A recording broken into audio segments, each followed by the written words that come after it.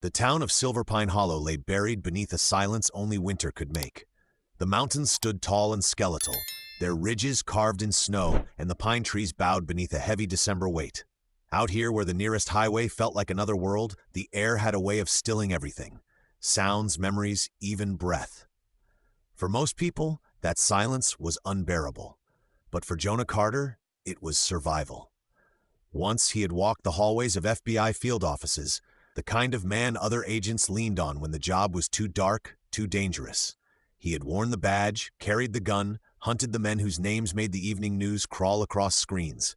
But all that had been years ago, buried under classified files, and the kind of scars a therapist's clipboard could never erase. Now, at 38, Jonah lived like a shadow. A recluse in a log cabin on the edge of Silver Pine Hollow, he kept mostly to himself. He had the build of a man who hadn't yet given up. Tall, shoulders broad, the kind of strength that doesn't fade even when hope does. His face bore faint lines that weren't quite wrinkles but carved impressions of everything he'd seen. And in his pale gray-green eyes there was a weight harder than steel. Beside him, wherever he went, was Ranger. The dog was 7 years old now, a German shepherd with a black saddle of fur streaked by gray, his body still powerful though marked by time. His left ear bore a jagged scar, a reminder of the roadside bomb he had intercepted overseas. He had been trained for detection, for combat, for loyalty beyond reason, and he had given it all. Ranger was no family pet. He was a soldier like Jonah, retired too early, carrying more ghosts than one life should. But together the two of them fit, man and dog, silence and shadow. That night the snow had fallen hard, layering the forest in a hush that felt almost holy. Jonah moved with the rhythm of habit, boots crunching softly, flashlight beam carving thin slices through the darkness. Ranger trotted at his side, every step measured, his breath puffing in clouds. They were running a perimeter check, something Jonah did almost unconsciously, a leftover instinct from his FBI days. Patrol the edges, read the land, make sure the dark held no threat. The air bit against his face, sharp and clean.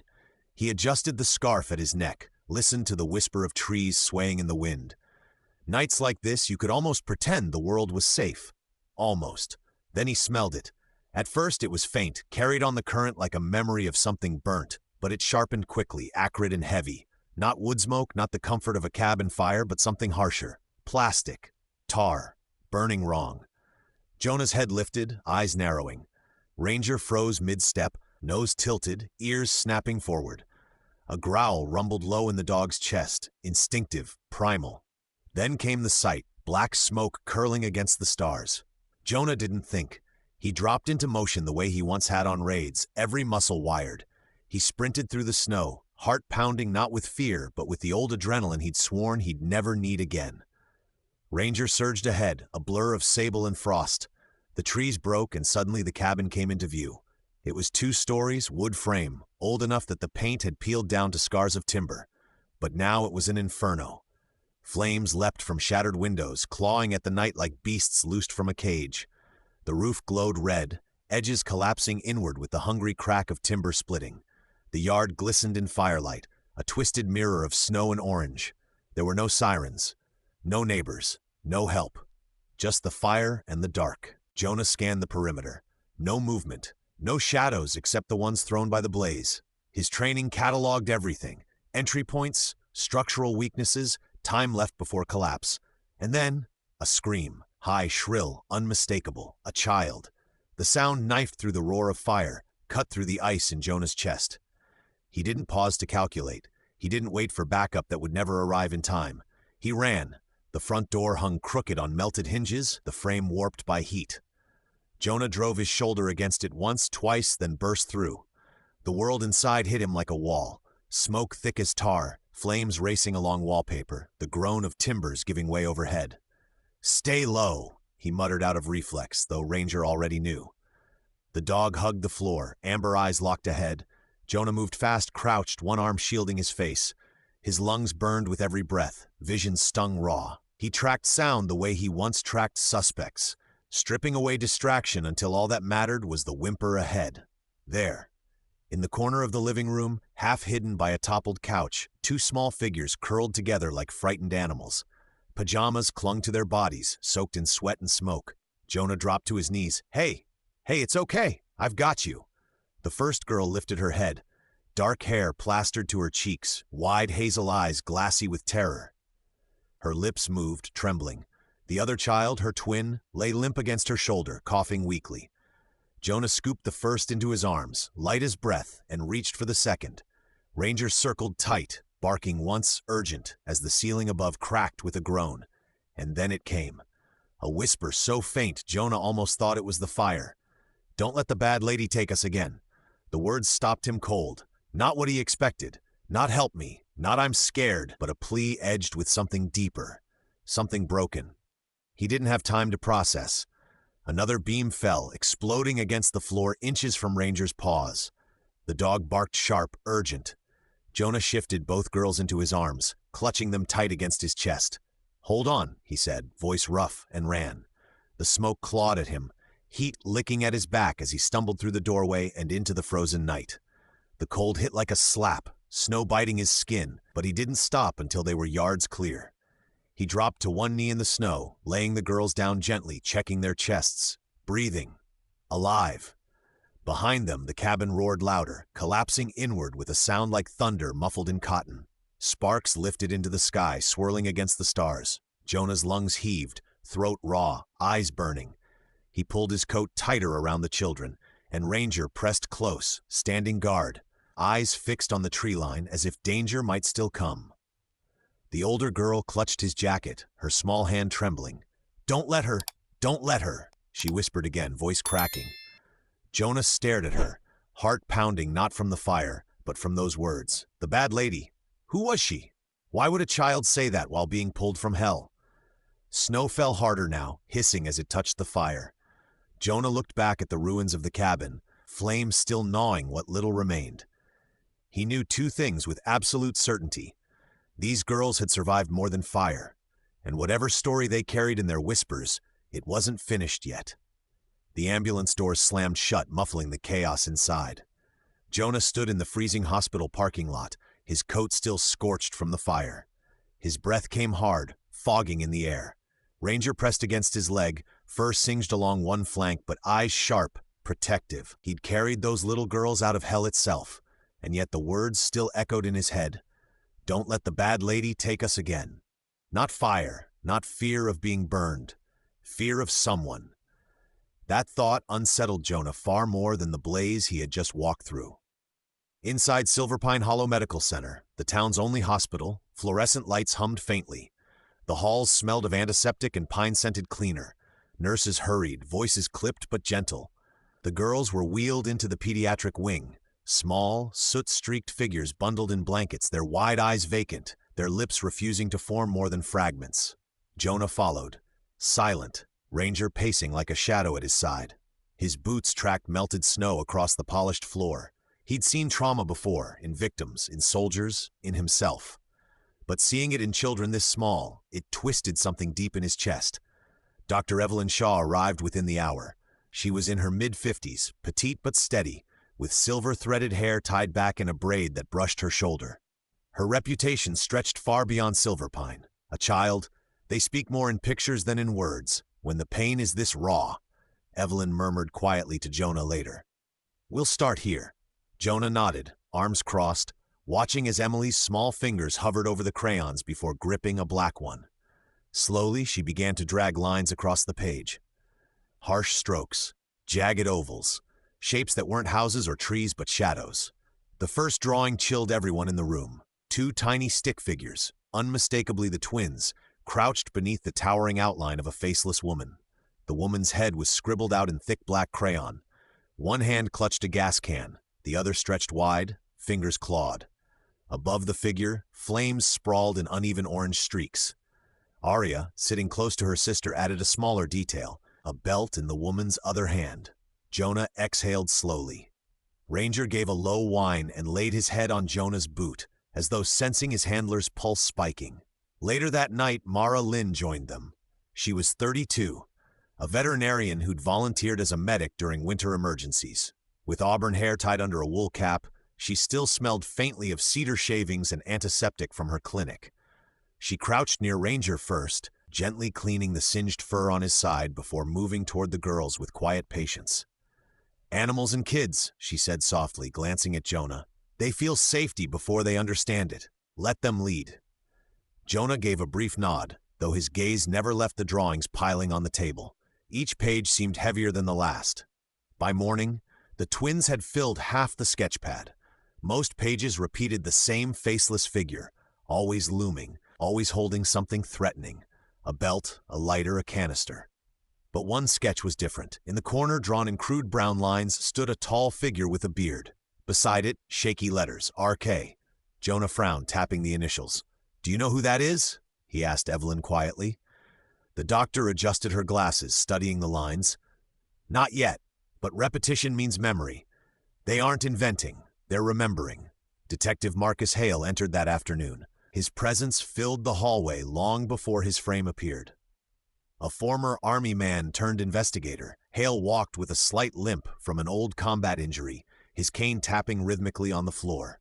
In his late 50s, his beard was streaked with iron gray, his eyes hard as granite. He carried himself like a man who'd seen too much and trusted too little. He stood at the observation window watching the girls draw in silence. Then he turned to Jonah. "They said something to you," Hale stated, his gravel voice cutting straight. Jonah's jaw tightened. One of them whispered, "Don't let the bad lady take us again." Hale's eyes narrowed. "Not something a 4-year-old invents." "No," Jonah agreed. Hours later, Hale spread files across a cramped office table. Coffee stains marked the paper edges. His cane leaned against the desk. Jonah stood across from him, arms folded, Ranger sitting alert at his heel. Evelyn hovered near the door, listening, her expression sober. Hale tapped a grainy, scanned report. "Isabel Grant," he said. "The children's maternal aunt. Moved here 3 years ago. Before that, she was flagged in Missouri by Child Protective Services. No criminal charges, but documented complaints, isolation, emotional cruelty, manipulation." He slid another file forward. 6 weeks ago, she petitioned for temporary guardianship of Emily and Aria, claiming their mother, Hannah Gray, was taking a mental health sabbatical. Jonah's brow furrowed. "And where's Hannah now?" "Missing," Hale said bluntly. "No bank activity, no phone use, no neighbors who've seen her in weeks." Evelyn's face paled. "And Isabel?" "Off the grid," Hale replied. "Not a trace since the fire." Jonah's stomach twisted. He looked at the girls through the glass, so small, so fragile, clutching crayons like lifelines. He thought of their whisper, their terror, their drawings. "Who's RK?" Jonah asked. Hale's jaw flexed. He pulled another file, slapped it down. A mugshot stared up. A man with a dark beard, eyes restless, jaw tense. "Ronan Kane," Hale said, "ex-con, multiple assaults, known for coercion, intimidation. He's been in and out of Hannah Gray's life for years, despite restraining orders, last seen near the county line." Jonah leaned closer, scanning the page.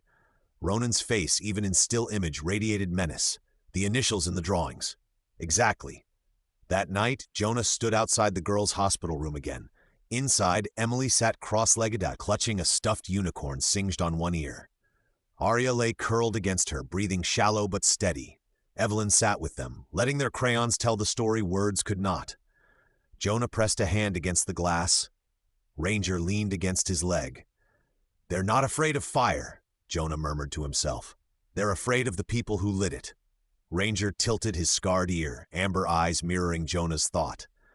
The storm outside thickened, snow falling hard against the windows. Somewhere beyond the town, 2 names hung in the air like shadows, Isabel Grant and Ronan Kane. And Jonah knew one thing. Rescuing Emily and Aria from the flames had only been the beginning. The storm hadn't let up in days. Silver Pine Hollow lay wrapped in a blanket of snow so thick the streets seemed carved out of silence. Windows glowed dim with firelight, but the woods beyond the town pressed in dark and restless, like something waiting. Jonah Carter hadn't slept. Neither had Ranger. The hospital had discharged Emily and Aria into protective care, tucked into a guarded pediatric wing, but Jonah's instincts refused to quiet. The girls were safe for now, safe from the fire, safe from whatever bad lady they whispered about. But safety was temporary. He knew it. Ranger knew it. That night, long after the nurses dimmed the ward lights, Jonah sat awake in his cabin, staring at the dying fire in the hearth. He was a man used to silence, but not this kind. This silence carried weight, like a held breath. Ranger stirred suddenly, ears pricking, head lifting toward the frosted window. "What is it, boy?" Jonah murmured, though he already felt it too, the pull, the alertness in the marrow of his bones. Ranger padded to the door, pawing once, low growl vibrating in his throat. Jonah grabbed his coat, holster, and flashlight. "All right," he said. "Show me." The forest was unforgiving, the snow crust breaking beneath boots and paws. Ranger moved with purpose, nose low, weaving between pines as though chasing a scent Jonah couldn't detect. The man trusted the dog more than his own instincts. They had walked battlefields together. Ranger never led him astray. After nearly half an hour, they reached a clearing Jonah hadn't seen before, a sagging shack, nearly hidden under branches heavy with ice. Its roof leaned to one side, door dangling from rusted hinges. Ranger stopped short, hackles rising, a growl rumbling. Jonah scanned the clearing, flashlight beam catching warped boards, the glint of frost on broken glass. Then he stepped forward, boots crunching. He nudged the door open with his shoulder, the hinges screeching into the cold night. Inside, the air was stale, heavy with damp wood, and something faintly metallic, blood. Jonah's flashlight swept across the floor. Blankets had been spread recently, too neat for a squatter. An empty tin cup sat near the wall, and in the corner, crumpled in the snow that had drifted inside, lay a scarf. He knew it instantly. Burgundy wool frayed at one end. He had seen Hannah Gray wear it years ago when she passed through town with her daughters. Now it was darkened with stains that hadn't come from mud, blood. Jonah crouched, lifted it gently, his stomach tightening. Beneath it, half buried in soot, was a doll. One arm missing, face blistered by heat. The faint smell of melted plastic clung to it still. Ranger sniffed the scarf, then gave a low growl, ears flattening. Jonah whispered, "Not Hannah's." By morning, the scarf sat sealed in an evidence bag at the precinct. Detective Marcus Hale leaned heavily on his cane, reading the preliminary forensics report. Mara Lynn stood beside him, arms crossed, her eyes sharp with worry. Jonah remained silent. Ranger sprawled at his feet, tail twitching anxiously. "It's not Hannah's blood," Hale said finally, voice flat. "Type doesn't match. The blood on that scarf belongs to Isabel Grant." Mara exhaled sharply. "Then she was there, at the fire. And alive," Hale added grimly, "at least when she bled." Jonah's jaw tightened. "Then why leave the scarf behind? Why not cover her tracks?" Hale tapped his cane against the desk. "Maybe she wanted someone to find it, or maybe she didn't have time." Mara's voice was quiet. "Or maybe she's still out there, watching." Jonah's eyes flicked to the window, to the pale gray morning beyond. The forest loomed, endless. He had learned long ago, sometimes monsters didn't lurk in shadows. Sometimes they built houses in them. That same day, Hale followed another lead. The Silver Pine storage facility sat at the edge of town, its chain-link fence sagging under snow. Rows of units stretched in silence, padlocks rimmed with frost. The manager, an old man with nicotine-stained fingers, handed Hale a clipboard. "One unit flagged," he muttered. "Rented under a false name, but the payment method." He hesitated, eyes darting. It traced back to Kane. Hale's lips thinned. Ronan Kane. The unit's lock snapped under bolt cutters. Hale swung the door open, flashlight beam cutting through the gloom. Dust motes swirled in the frigid air. The first thing he saw was a mirror. A full-length crack down one side, its surface smeared with fingerprints. Across the glass were stickers, stars, butterflies, cartoon animals, childish, peeling at the edges. But behind them, Hale's reflection looked fractured, distorted, split into pieces. He stepped closer. The mirror reeked faintly of smoke. In the corner, a suitcase slumped open. Inside lay page after page of crayon drawings. Hale lifted one with gloved fingers. 2 stick figures bound by ropes. A house on fire behind them. A towering figure with a belt. He flipped another. A woman on the floor, arms tied, mouth drawn as a jagged black oval. And over her stood a man with a beard, his chest marked with a red X. In the corner of nearly every page were the same letters, jagged and uneven. RK. Hale exhaled slowly, sliding the papers back into the suitcase. His cane tapped once against the concrete. "Ronan Kane," he whispered. Back at the hospital, Evelyn Shaw studied Emily and Arya's latest sketches. This time, Emily had drawn a shack beneath tall trees, its roof slanted, smoke curling faintly from a crooked chimney. Arya added something else, a scarf, bright red, lying in the snow. Evelyn looked at Jonah, her eyes troubled. "They're remembering what they saw, not the fire," Something after. Jonah's gut clenched. The girls were painting the same scene he had walked into with Ranger only nights before. "They're telling us where Isabel's been," he murmured. That night, Jonah stood outside in the snow, Ranger pressed to his side. The forest whispered with wind, branches creaking like old bones. His mind replayed everything: the scarf, the doll, the mirror covered in stickers, the drawings of terror repeated again and again. Ronan Kane's name was no longer a shadow. It was etched into every crayon stroke, every scar the girls carried. And Isabel, alive, bleeding, somewhere out there, was more than a mystery now. She was a threat. Jonah looked down at Ranger, whose amber eyes gleamed in the darkness, alert and waiting. "Whatever's hiding out there," Jonah said quietly, "we're going to find it." Ranger gave a low, steady bark, as if he already knew. The storm howled over Silverpine Hollow, rattling windows, shaking branches. Somewhere deep in the woods, answers waited, and warnings written in blood and fire were only the beginning. The storm came in fast, as if it had been hiding behind the ridge, waiting for nightfall. By the time Jonah Carter pulled his truck off the county road, the world had become a blur of white. Snow hurled sideways across the windshield, the wipers barely cutting through it. The headlights carved short tunnels into the blizzard, but beyond that there was nothing but darkness and the endless roar of wind. On the passenger seat, Ranger sat tense and ready, amber eyes fixed on the forest. His ears twitched with every gust, every shift in the storm. Jonah glanced at the GPS unit on the dash. A faint ping, weak but persistent. Emily's teddy bear. The girl's charred, battered toy had held more than soot and stuffing. Inside, they'd found a crude tracker, its signal just strong enough to lead them here, into the heart of Silverpine Ridge. Jonah tightened his grip on the wheel. "Please let this be right." He thought of Emily's whisper, her small voice clinging to him in the fire. "Don't let the bad lady take us again." He thought of Arya's drawings, those dark scribbles of faceless women and men with beards, of houses burning and belts raised. The girls had lived in nightmares long before the flames. Tonight, Jonah intended to end those nightmares. The road ended at a snow-choked trail. Jonah killed the engine. The world went silent except for the wind. He reached for his coat, his flashlight, his holster. Ranger shifted, ready? "Let's move," Jonah murmured. They trudged through snow that swallowed boots and paws alike. Ranger pushed forward with steady confidence, nose low, tracking something Jonah couldn't sense. The blizzard whipped around them, flakes stinging Jonah's face, wind clawing at his scarf. Every step felt heavier, every breath cut by ice. At last, through the swirl of snow, a cabin emerging roof, chimney bleeding smoke into the storm.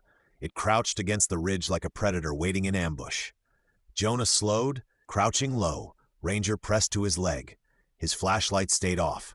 He moved with the memory of raids past, instincts sharpened by years in the field. Every creak of snow beneath him sounded deafening. They circled wide, finding a window half frozen with ice. Jonah scraped a small patch clear with his glove, then leaned close. What he saw made his stomach twist. Hannah Gray. Her face gaunt, hair tangled, wrists raw from rope. She was tied to a chair in the center of the room, duct tape sealing her mouth. Her eyes darted wildly, terrified but alive. Standing over her was Ronan Kane. Taller than Jonah remembered from the mugshots, his dark beard flecked with frost, his heavy coat half unzipped. In one hand he waved papers, legal documents, custody transfers. His voice, muffled by the glass, dripped with menace. "You sign this," Ronan snarled, slamming the paper on the table, "and we're done. Your girls will never suffer again. Not from you, not from anyone. You want them safe? This is the way." Hannah shook her head violently, muffled protests beneath the tape. Tears streamed down her face. Jonah's blood surged hot despite the cold. He'd seen coercion before, seen monsters disguise themselves as saviors.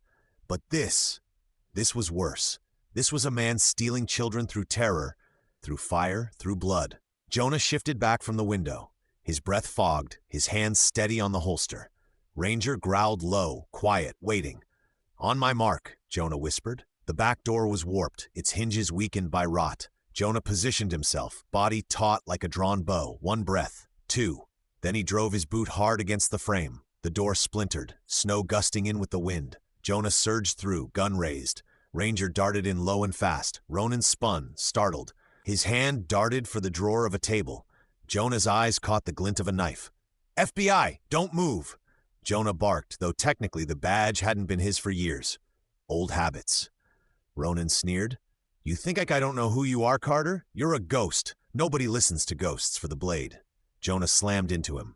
The two crashed against the table, papers flying like broken wings. Fists swung. Jonah caught a punch to the ribs, felt the ache burn deep. He answered with his elbow, cracking against Ronan's jaw. Blood spattered the floor. Then Ronan twisted free, knife flashing in his hand. Jonah! Mara's voice wasn't here, but he could hear her in his head. Every medic he'd known shouting warnings.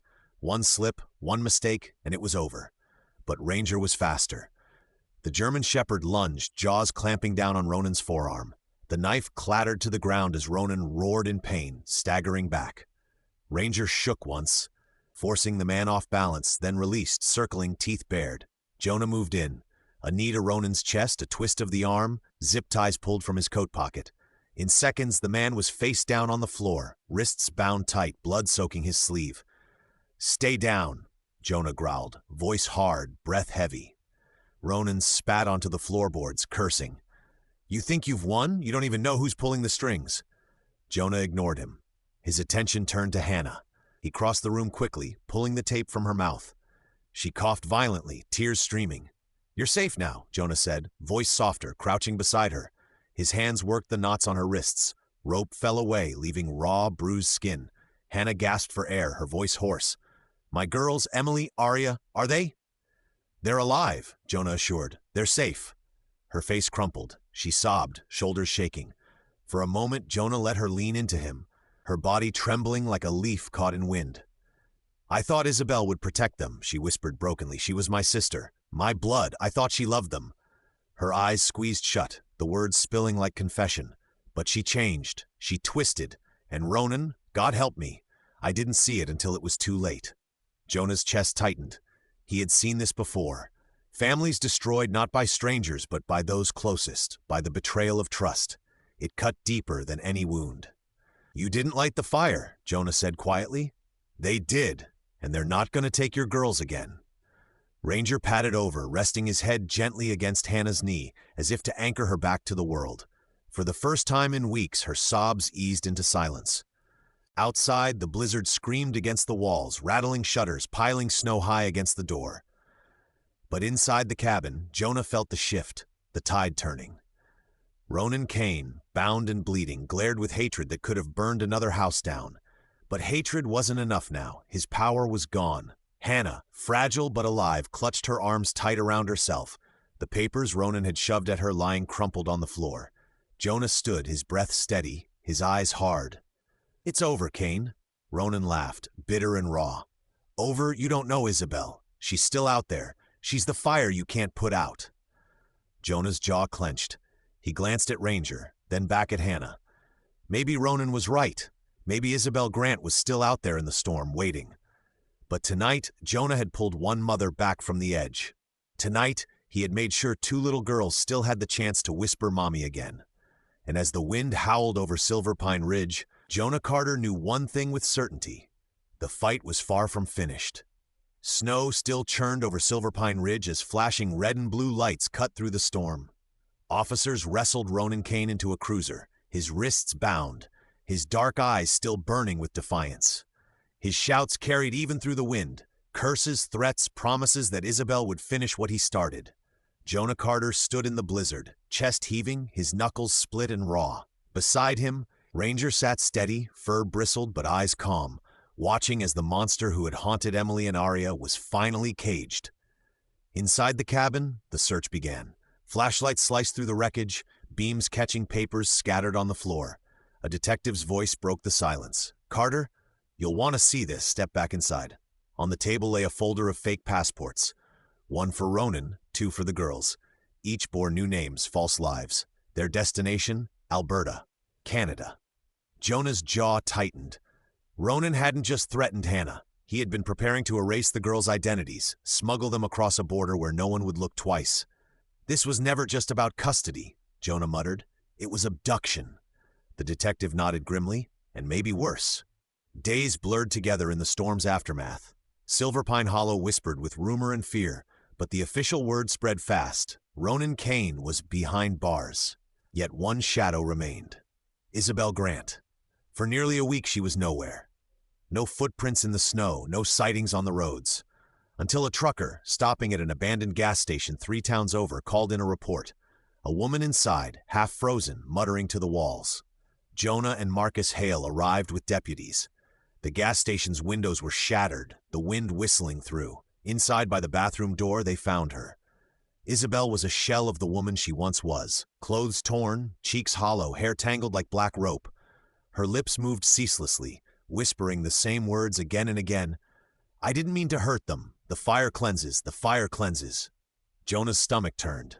He had seen delusion before, seen minds fracture under pressure and cruelty. But this was different. Isabel's eyes flicked to him, glassy and wild.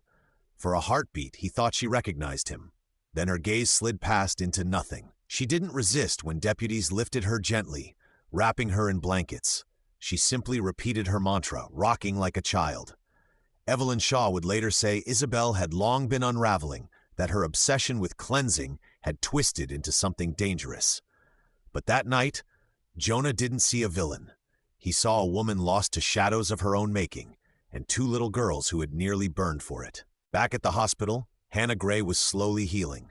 Her wrists still bore rope burns, her face pale, but her eyes searched constantly for the daughters she thought she might never see again.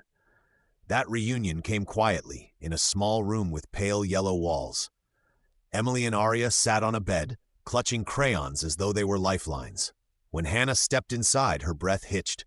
For a moment she froze, terrified the girls would shrink away, reject her, blame her. But Emily's eyes lifted first, wide hazel, filled with uncertainty, and something else, recognition. "Mommy?" The word was small, fragile, but it cracked Hannah's heart wide open. Tears blurred her vision. She stumbled forward, dropping to her knees beside the bed. "I'm here," she whispered, voice breaking. "I'm so sorry. I should have protected you." Aria, always quieter, reached out a trembling hand. Hannah clasped it, pressing it to her cheek, sobbing. Slowly, cautiously, both girls leaned into her arms. The nurses stood in the doorway with tears in their eyes. Jonah looked on from the hall. Ranger pressed against his leg. He didn't step inside. This was theirs. This moment belonged to Hannah and the daughters she had nearly lost to fire and betrayal. But when Emily peeked up over her mother's shoulder, her gaze found Jonah. She gave the smallest nod, as if to say thank you.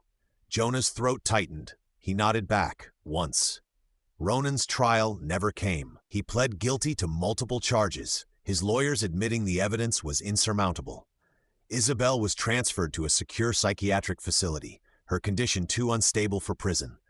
The case closed with headlines of abduction, arson, and betrayal. But for Jonah, it didn't end with signatures or verdicts. It ended in the small things. Weeks later, the snow began to melt. Icicles dripped like clocks, ticking away winter's grip. The world outside Silver Pine Hollow felt new again. Those scars still marked it. Jonah found himself spending more time at Hannah's modest rental on the edge of town. At first, he told himself it was to check locks, to walk the perimeter, to make sure shadows didn't creep back. But truth ran deeper. It was in the way Emily giggled when Ranger licked her cheek, his tail thumping against the floor. It was in the way Aria pressed her crayon drawings into Jonah's hands, drawings that no longer showed fire, but houses with chimneys and dogs with wagging tails. One evening, Jonah lingered as Hannah tucked the girls into bed. He heard the whispered prayers, the soft kiss on each forehead. He saw the way her shoulders slumped with exhaustion, yet her eyes carried light again. When she stepped back into the kitchen, she found Jonah staring at the photographs taped to the fridge. Emily's crooked smile, Aria's messy curls, drawings colored in bright blues and yellows. "They're healing," Hannah said softly, her voice still rough but steadier now. "I didn't think they ever would." Jonah turned, meeting her gaze. "They are, because of you," she shook her head. "Because of you. You walked into that fire, you pulled them out." Jonah swallowed hard, memories flashing. Smoke, screams, the whispered plea. "Don't let the bad lady take us again." "I just did what had to be done," he said quietly. But Hannah reached out, laying her hand over his scarred knuckles. "No, you gave them back their lives, and you gave me back mine." That night, Jonah sat on the porch as the moon rose over melting snow. Ranger lay at his feet, head resting on his paws. From inside came the muffled sound of laughter. Hannah's, Emily's, Arya's. Jonah closed his eyes, letting it wash over him. For years he had lived with silence, the kind that came from grief too heavy to carry. But now, for the first time in what felt like forever, that silence was broken by something worth keeping. Family. Not by blood, not by law, but by fire survived together. Jonah reached down, scratching Ranger's scarred ear. "Guess we're not ghosts anymore, boy." Ranger thumped his tail, eyes warm in the moonlight. And for the first time in years, Jonah Carter let himself believe in dawn after darkness. The long winter in Silverpine Hollow was finally breaking. Snow still clung to the ridges, but it had begun to soften, dripping in steady rhythms from the eaves of houses, from the boughs of pines that had carried the weight of storms for months. The forest trails, once buried under silence, now carried the first sounds of returning birds. And at the far edge of the trees, where the land dipped toward the frozen creek, a small cabin glowed with warmth. Jonah Carter had built his life around silence, but this cabin no longer carried it. The walls, once bare, now brimmed with color. Emily and Arya's drawings taped in uneven rows, their crayons trading fire and faceless figures for houses with wide windows, smiling stick families, and one faithful dog drawn again and again, his ears always upright. Inside, the air smelled of vanilla and smoke from the fireplace. A birthday cake, simple and lopsided, sat on the kitchen table. Hannah Gray leaned over it, lighting candles one by one as her daughters bounced in excitement, their flannel pajamas brushing against each other. Emily squeezed her sister's hand. Together, they leaned close, whispering something only they could hear, then blew the candles out in one breath. The room erupted with laughter, the kind of laughter that had been absent for too long. Under the table, Ranger wagged his tail, amber eyes reflecting the firelight as he carefully chewed the slice of cake Jonah had set aside just for him. No frosting, just the corner piece. He ate like a gentleman, paws steady, ears twitching, as though even he understood the sacredness of the moment. From across the snowy trail, Mara Lynn stood in her heavy boots, breath puffing in the cold. She didn't intrude. She never did. Instead, she watched through the window, the glow of fire, the mother bending over her daughters, the man who once lived as a ghost smiling faintly in the corner. She pulled a small leather-bound journal from her coat pocket, flipping to a fresh page. Her handwriting was careful, looping slightly, centered as if each word needed balance. "Some families are born of blood," she wrote. "Some are forged in survival, but the rarest are stitched from fire, and they do not burn away." She closed the book, tucked it back into her pocket, and turned down the trail, her boots crunching against thawing snow. Inside, Jonah leaned back in his chair, a quiet smile tugging at his scarred face. The firelight caught in his pale green eyes, eyes that had once only held ghosts. Tonight, they held something else, life. Hannah caught his gaze. She reached across the table, her fingers brushing against his knuckles. The scars on her wrists were healing, faint pink lines now, but Jonah noticed them every time. She noticed the way he carried his own scars, on his hands, on his jaw, and in the way he sometimes flinched at silence too heavy. But tonight, neither flinched. "Thank you," she whispered. Jonah shook his head. "You don't owe me that." Her eyes softened. "I owe you everything. My girls, my life." Jonah's throat tightened. He glanced toward Emily and Arya, their laughter spilling across the room as they smeared frosting on each other's noses. He thought of the fire, of the smoke choking his lungs, of the whisper against his chest, "Don't let the bad lady take us again." And now here they were, safe, laughing, whole. "You gave them back their voices," Jonah said quietly. "Not me." Hannah's lips curved into a smile that trembled with gratitude. "Then maybe we did it together." As night settled deeper, the girls pulled out crayons again, sitting cross-legged on the floor with scraps of paper spread around them. Jonah lowered himself onto the rug beside them, Ranger lying close with his head on his paws. "What are we drawing tonight?" Jonah asked.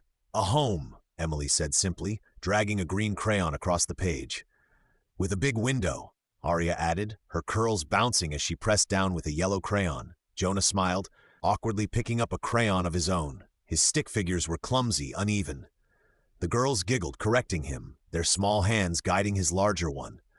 Ranger's ears twitched, tail thumping against the floor whenever his likeness appeared on paper. When they finished, Emily held up her drawing proudly, A family of four, Jonah herself and Arya, stood in front of a cabin, with Ranger drawn as big as all of them, sitting loyally at their feet. Above the house, the sky wasn't filled with smoke but with a bright sun. Jonah felt his chest ache, not with pain, with something he had thought long buried: hope. Later that evening, after the girls were tucked into bed, Jonah stepped outside. The storm had finally quieted. The night sky stretched wide and clear, stars glimmering like frost scattered across velvet. His breath rose in clouds as he leaned against the porch rail, Ranger pressed at his side. For years, Jonah had carried silence like a shield. Now he carried something else, the fragile shape of belonging. Behind him, laughter drifted through the window. Hannah reading softly to her daughters, their giggles rising and falling like music. Jonah closed his eyes, letting it sink into him. Ranger nudged his hand. Jonah scratched behind his ear. "Not bad, huh, boy?" The dog's tail thumped once, steady. Jonah looked at the stars, at the forest still scarred from fire but standing tall. Guess ghosts don't last forever. Weeks later, spring seeped slowly into Silver Pine Hollow. The snow retreated into the mountains, streams cracking open, birds returning. The cabin on the edge of the forest filled with new routines. Emily and Arya chased Ranger through thawing grass, their laughter ringing out like bells. Hannah planted herbs by the porch steps, her hands steady again. Jonah split wood for the fire, the rhythm grounding him, each swing a reminder that his hands were meant to build as well as fight. Sometimes, when shadows threatened to creep back, when the girls startled at a slammed door, when Hannah woke from dreams too vivid, Jonah was there. Ranger was there. They didn't chase the shadows away. They stood with them until they passed. And slowly the wounds closed. One evening, Mara returned with her journal. She handed it to Jonah, her eyes soft. "You should read what I wrote," she said. He flipped to the last entry. Her words stared up at him. "Some families are born of blood, some are forged in survival, but the rarest are stitched from fire, and they do not burn away." Jonah closed the book, his throat thick. He looked at Hannah, at the girls tumbling in the grass, at Ranger sitting like a sentinel in the doorway. And for the first time in years, Jonah Carter let himself believe that maybe, just maybe, this was what home felt like. The story closes with one truth.